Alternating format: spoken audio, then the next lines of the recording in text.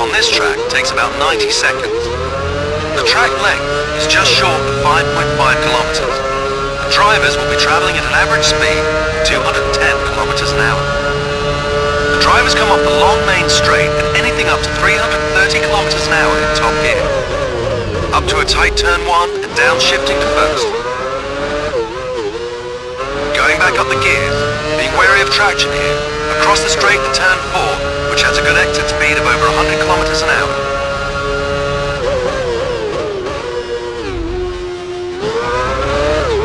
Across the turns 5 and 6, which can be problematic for overtaking, drivers usually need to leave the racing line to overtake. High forces here too, around 3.2 Gs. A tight right on turn 8 leads to the difficult turns 9 and 10. It's a left turn that becomes a hairpin. They enter in 5th gear, then go down to 2nd or 1st.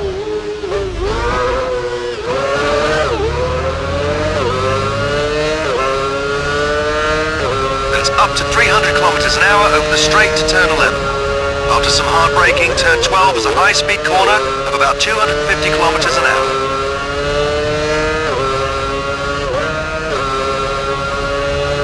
More braking and downshifting through turn 13 into a downhill straight.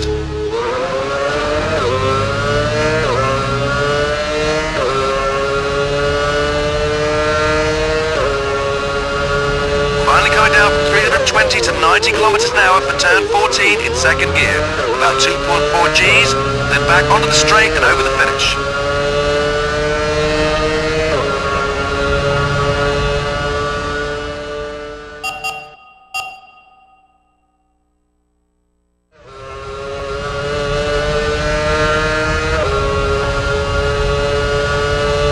The Sepang International Circuit is 5.5 kilometers long, 15 turns at a top speed of around 310 kilometers an hour.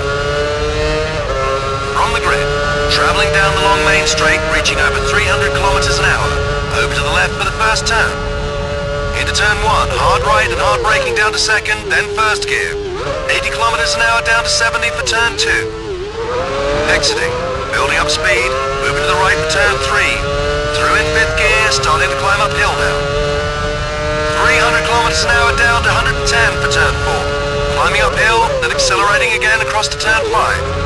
Entering in 5th gear, heading around a long left-hand turn, dropping that speed only slightly, and then it's a quick change of direction into turn 6, dropping a gear there. Accelerating across the straight, then braking for a double right-hand turn, going through in 3rd gear at about 180 kilometers an hour, exiting onto a straight, launching it across but moving right for the hairpin at turn 9, heavy braking into 1st, around and then uphill for a long right turn. Building up speed back to 4th and then dropping again for turn 11, out onto a straight, accelerating back up to 5th gear, 250 kilometers an hour. A fast left-hand turn 12, dropping slightly down to 13, heading right. Then a hard right, braking again down to 2nd at about 100 to 110 kilometers an hour. Out onto the long straight, really flooring it all the way, right into top gear at 310 kilometers an hour. Heading for the final hairpin. Heavy braking right down to about 85 kilometers an hour, going in wide. Exiting right and back onto the final straight, down towards the grid.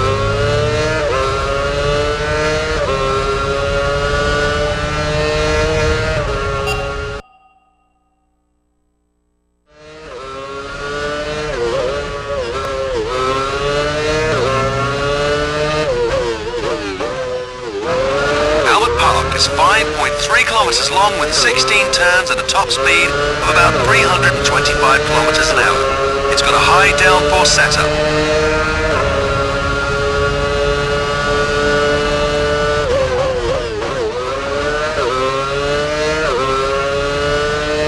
Into the long straight, then hard braking for turn 3 with the speed dropping to about 75 kilometers an hour.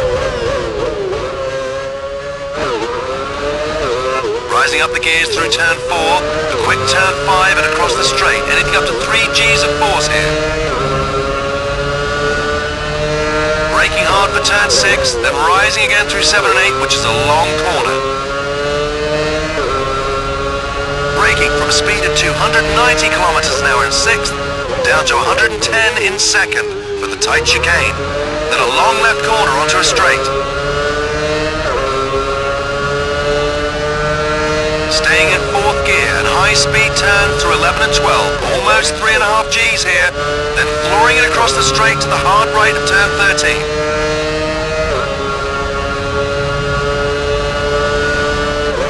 A burst of acceleration to the next right, then going from 4th gear to 1st for the slowest part of the circuit at turn 15, down to about 70 kilometers an hour.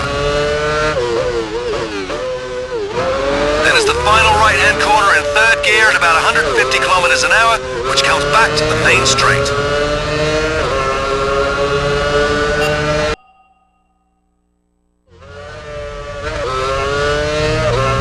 The San Marino circuit is 4.9 kilometers long with 17 turns. It is one of the rare anti-clockwise tracks. Off the short grid, it's right up to 290 to 300 kilometers an hour across the Tamburello chicane. To get through, it's down to 2nd at about 130 kilometers an hour. Then it's back up to full speed across to the Villeneuve chicane. Downshifting to get round and moving to the right of the track for the slowest part, the Tosa left-hand turn which leads uphill.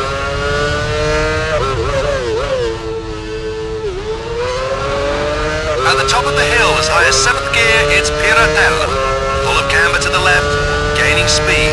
Back up to 180, 200, 250, 290 kilometers an hour. Over 3.5 Gs at turn 9. Heavy braking down and right to Acqua Minerale, right down to 115 kilometers an hour at the bottom. Then it's top speed and across to the left for the harsh turns of Variante Alta. Then the downhill straight at over 300 kilometers an hour for turn 13, and down to 100 kilometers an hour for the Rovazza left-hand turns. Be careful not to lock the wheels there.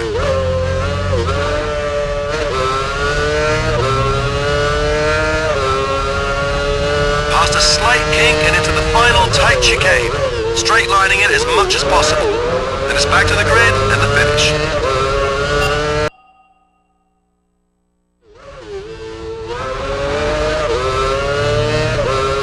The Nürburgring is about 5.1 kilometers long, with top speeds around 310 kilometers an hour and 15 turns. Off the grid and into a wide right-hand turn 1, then left in low gears through 2, round the hairpin of turn 3 at about 90 kilometers an hour.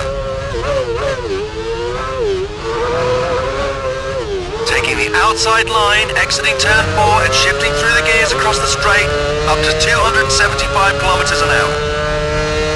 Dropping to under 200 kilometers an hour going into turn 5 and keeping in tight round turn 6. Accelerating out and downhill, curving to the left smoothly and hitting almost 300 kilometers an hour before heavy braking for the hairpin at turn 7.